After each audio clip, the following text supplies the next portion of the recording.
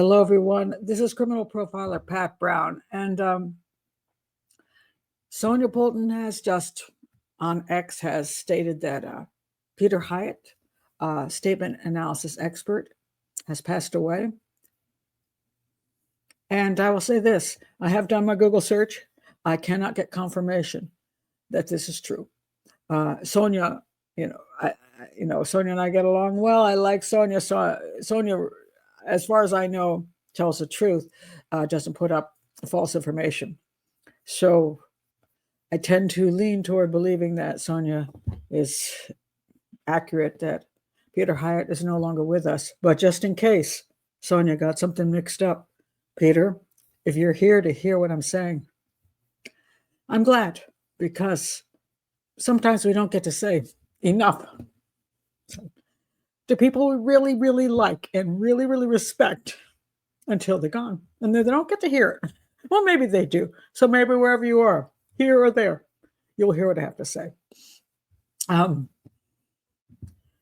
Peter Hyatt is one of the rare people I have met along my journey as a criminal profiler who I respected immensely for his abilities, for his skill in statement analysis, and for more than that, for his willingness to simply state what he believes is the truth. And this is something really rare. Now, Peter has for years worked with law enforcement, training law enforcement.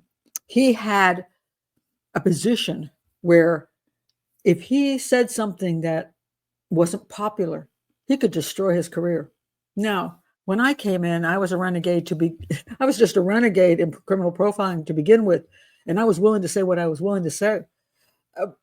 But, he was embedded in law enforcement and training of law enforcement, and for him to take the chances that I was willing to take, but, that was me, for him to do it, that's a whole different matter.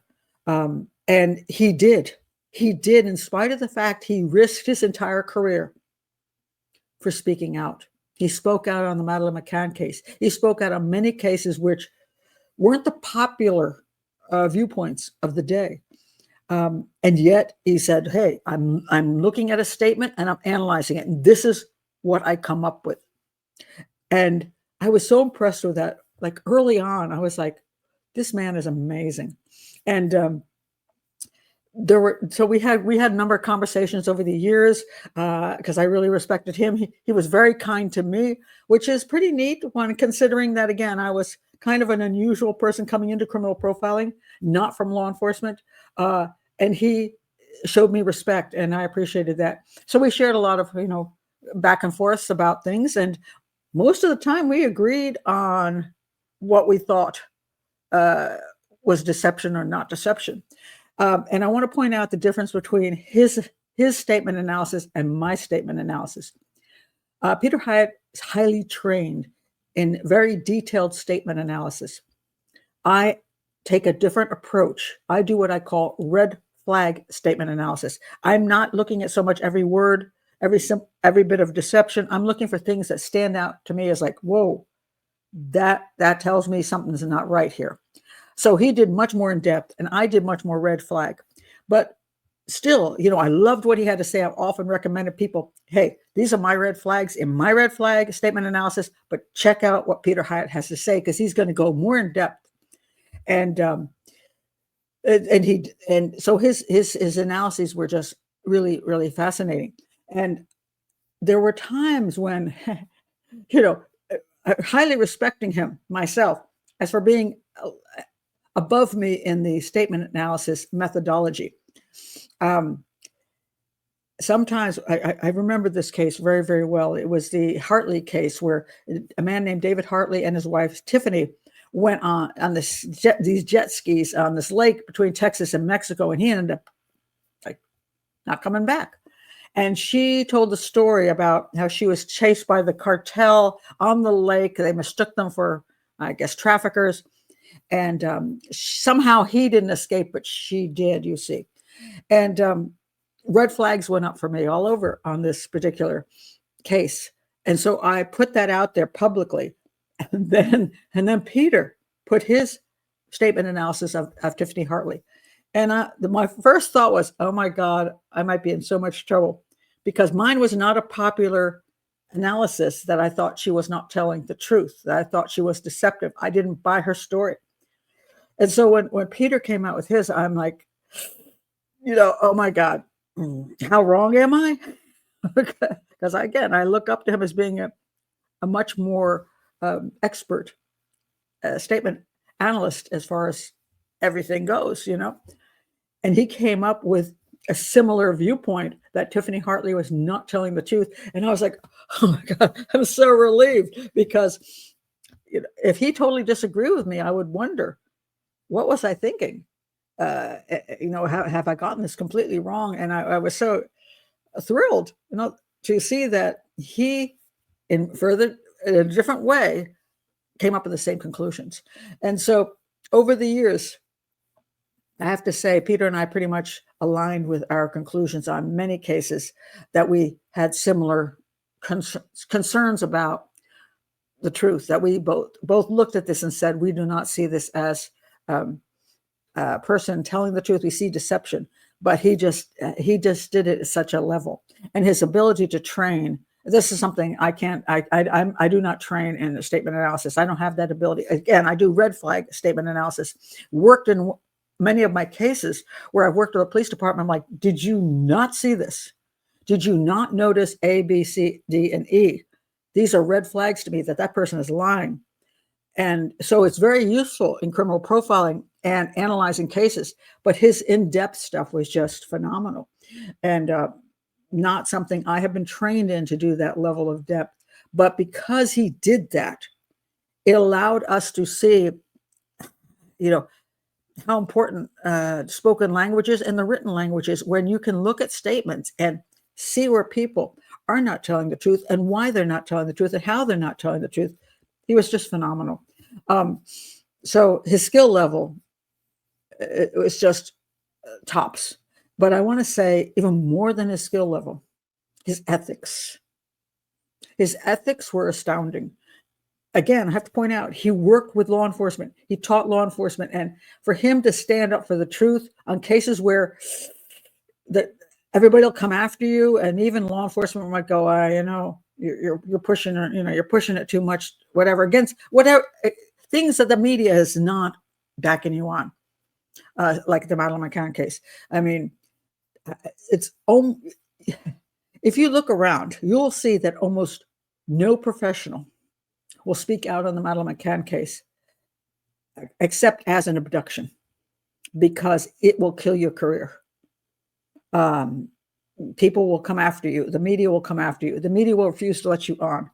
When I came out and did my book, Profile the Disappearance of Madeleine McCann, that pretty much ended my discussion of that case on air. And even Nancy Grace, who I was on Nancy Grace's show for a decade, many times a week, when it came to the Madeleine McCann case, they wouldn't let me speak, because I wasn't following what I was supposed to follow, which was, this is an abduction. But again, I am kind of a renegade profiler. This man was connected to law enforcement, and he had the balls to come out and say, I think they're deceptive. The McCanns are deceptive, and I don't buy the abduction theory. And I was so shocked, because in the comments below, I would like you to put how many professionals over the years, FBI profilers, other detectives. I'm not talking about people who don't have anything to lose saying something. I'm talking about people who have been in law enforcement or in profiling with the FBI, etc. I want you to put their names down there. If they were willing to stand up in the media and speak out, very few, if almost. I count them. I don't have to count them on one hand. I can count them on half a hand. Okay, so when Peter did that, I was stunned. I'm like, wow, you have so much to lose by doing that, and yet you spoke up anyway, because Peter Hyatt was about the truth.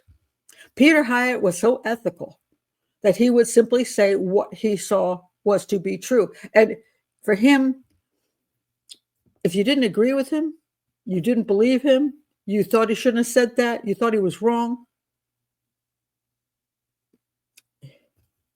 he brushed that off and said, "I'm going to say what I see to be true because I am analyzing a statement, and if I'm going to allow myself to be persuaded by oh, I don't know, the media or my career or whatever, I'm going to be persuaded by that, and therefore I'm not going to say what I see or say what I analyze. I'm going to make sure that I don't get in trouble." He didn't do that. He just went straight forward and said exactly what he saw. And so, I'm sorry, oh, my nose is running. um, I don't see that very often in a field like this. I don't. And also, so he was skilled, he was ethical, and he was also nice because he didn't have to be that nice to me. And I didn't represent any reason he had to be polite to me or kind to me or agree with me or whatever. But he always was that way with me. And that was pretty amazing. So, what a guy. I mean, what a wonderful man. Uh, no, I can hope that Sonia Polton is wrong, that Peter is still with us, but I'm a realist. Peter was a realist. Peter said he knew. He made this statement, which I thought was kind of amazing, as he held his little I think it was his grandchild, but a grandchild, I believe, in his arms, and he goes, "I haven't missed the fact that one of us is coming and one of us is going." The irony of that, because he was a realist, because he knows how to analyze facts. He knew what he was up against, and I knew when I heard what kind of cancer he had. I know there were so many people say, "You can beat this, Peter. You can beat this, Peter," and I am like, "Yeah, no, that's not happening. I know what you're dealing with, and I know it's your chances of survival are for a very long time are pretty short. I mean, it's not going to happen. It's going to be fairly short, but I always wanted it to be longer. Just because I love Peter so much, I like what he has to offer everybody, and you just always hope somehow it'll stretch out a little longer than you think it will. So I hope the news isn't true. I'm pretty sure it probably is, but Peter posted fairly recently on X. He posted on Facebook, and I always enjoy everything he posts. And but I knew it was coming. And so, Peter, if you're still here, I hope you get to hear this. And if you're not still here, I'm pretty sure that you're going about whatever you're going to be going about, and everybody's going to miss you, your family, for sure. But you had a great impact on everybody on the internet. And a lot of times when people have a great impact on people on the internet, it can be because they're bullshitters and gossips, and it's not really impressive. It's like, why do you believe in this person? But in your case, people respected you, and people miss you because you actually offered a thing called education, and I'm going to miss you. I'm going to miss you, and you've left way younger than you should have left. I wish you were here for another 20 or 30 years and outlasted me, because I'm older than you, and could continue to offer all of your abilities. But I can say this: I think everybody's learned from you. That education that you've disseminated across the internet and with law enforcement, especially with law enforcement, is not something that to be trifled. It's not it's amazing stuff. And I hope some people learn enough from you that they can themselves move forward with better statement analysis over the years. And because statement analysis really is one of the it's just such a door to understanding what actually happened. People, what they say is important, because especially when it's done in a way that they're not pressured, or they're just going to give their full statement on. I personally love a police statement where they're actually just writing down the statement, because people aren't as good liars as they think they are, and they know what the truth is, and they have a hard time trying to bend the truth and get it past people who know what lying looks like, what deception looks like. And you were one of those people that really, really understood that. And it's a very valuable tool for law enforcement. And I hope that more law enforcement people, especially those who are detectives who are doing interviews and interrogation, get more training in. Your training, you offered this training, and I just hope that those who have learned from you will offer the training and walk in your footsteps. And also, not only give the training, be ethical about it, because that's where you were. You just were above so many people that I've dealt with in this profession as a profiler, and that's why I have the utmost respect. I will miss you, Peter, if you're not here with us today, and in the future, I will indeed miss you. Thank you, everybody. Bye.